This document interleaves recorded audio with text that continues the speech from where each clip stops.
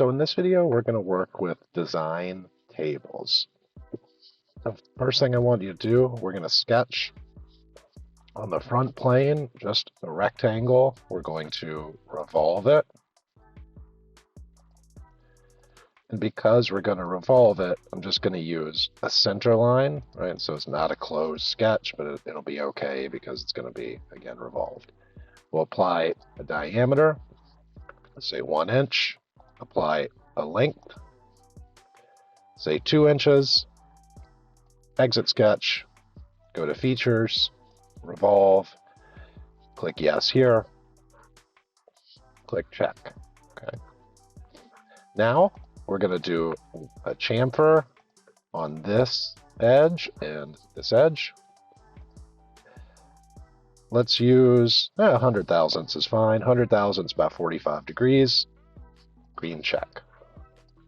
Okay, at this point, let's save.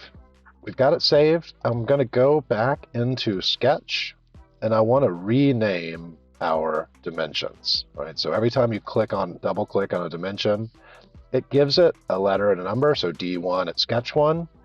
If we click in this box, right now we can edit the name. So I want to call this diameter. Green check. Now we double click it again.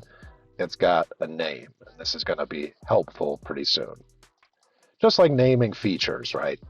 Depending on what you're doing, you may need to do this. So we'll call this length. Check. Now the chamfer,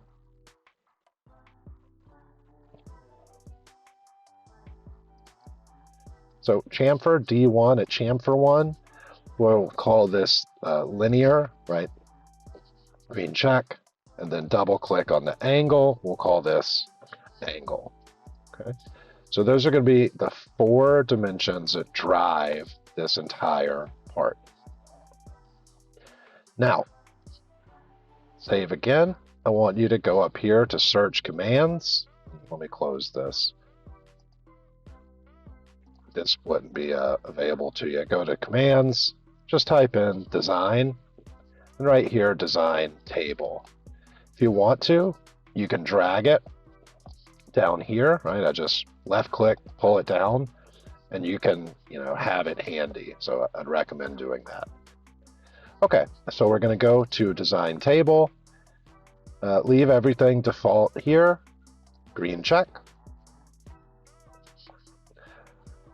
Select all of these on the list, so hold down shift, click the first one, click the bottom. We're going to bring them all in. Click OK. Now what I want you to do before you do anything else, right? Notice how we've got like Excel on top of SolidWorks, not really clear like what's going on here. Just click out into space or hit escape. Now you might wonder, well, where did our table go? If you come over here, right, so we're on the feature manager, third one over, configuration manager, right, the 2 little blocks on a tree, open up tables, and here's where our design table is going to live. So I want you to right click and edit table in new window. If you just hit edit table, it does that weird thing where it's got like Excel inside of SolidWorks. We want it to be separate.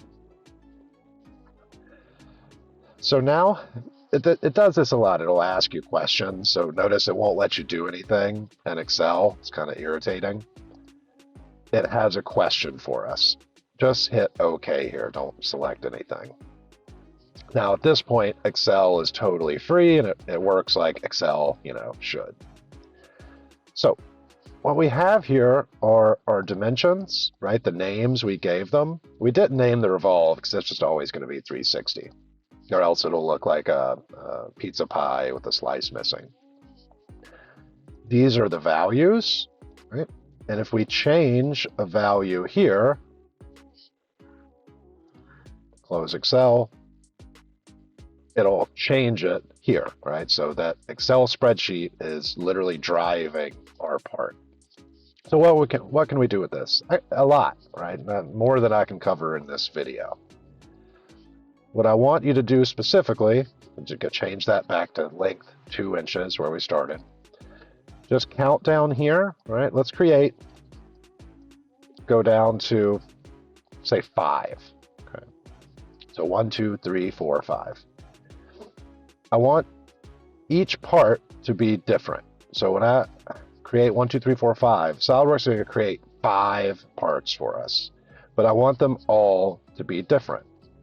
So in this box under 2 to the right of 1, I'm going to do equals, click on the box above it, in our case B3, and we're going to do +1, enter.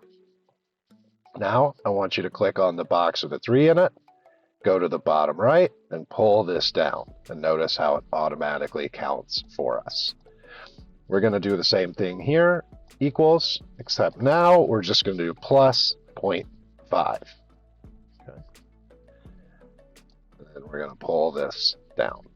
With the 360, just pull that down, right? That doesn't matter. I mean, if you wanted to, you could have it equal the one above it, but it's fine. Here, our linear chamfer, we want that to change too. So I'm going to do equals, click on the box above it, and let's say we add, what is it, 0.1. Let's say we add 50 thousandths, 0.05 each iteration. Okay, pull that down. The angle's not going to change, just pull that down. Right. So now I'm going to exit. It's going to give you a prompt. Design table generated the following configurations. Right, hit OK. Now, in our configurations tab, we've got configurations, which, as you can imagine, are just variations on a single model. So if I double click one, we can see the pin grow. Right? As I go through these, we've got 6 different parts, 5 new ones, and the one we started with. Right? And they're all different sizes. So for catalog parts like pins, this is how they do it. They have one model that drives a bunch of different variations. Now, I want to apply material to them. So we can do that in our configurations. I'm going to right-click on Default. I'm going to go to Properties, Custom Properties, Summary. We want to use the Custom tab. Right in Property Name, I'm going to type in Material. Type is going to be text. Value expression, hit this arrow to the right. Properties, and the very first one, SW Material. And just hit OK. Green check. So for our material, right, we've gone in and we've made a custom property. Right, we can view it again right here. Custom properties, right, got that. To make it show up in our design table, we've got to apply a material to at least one, and I would just recommend do it to the default. And now when we go to open up our design table, it's going to ask us about this parameter, $ library material. Select that, click OK. And now we can control the material from this table, right? So all of these you would think would be just go away. You would think would be the same, for this assignment. For this assignment,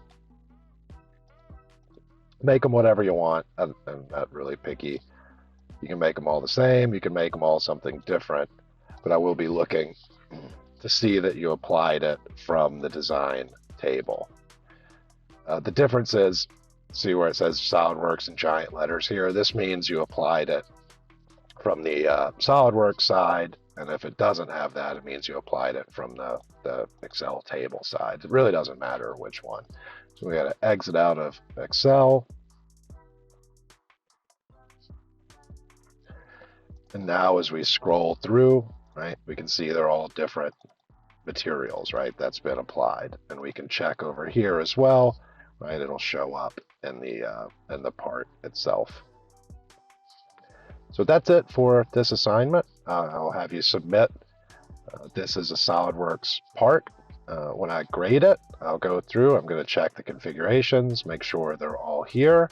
I'm going to open up your design table. I'll check to make sure the material's there, that you made that custom property.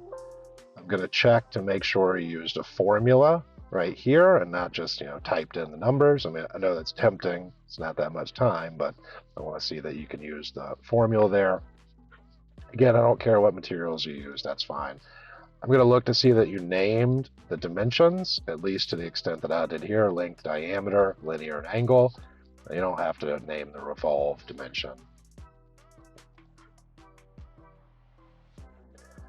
And that's it. So just submit this as a SolidWorks part.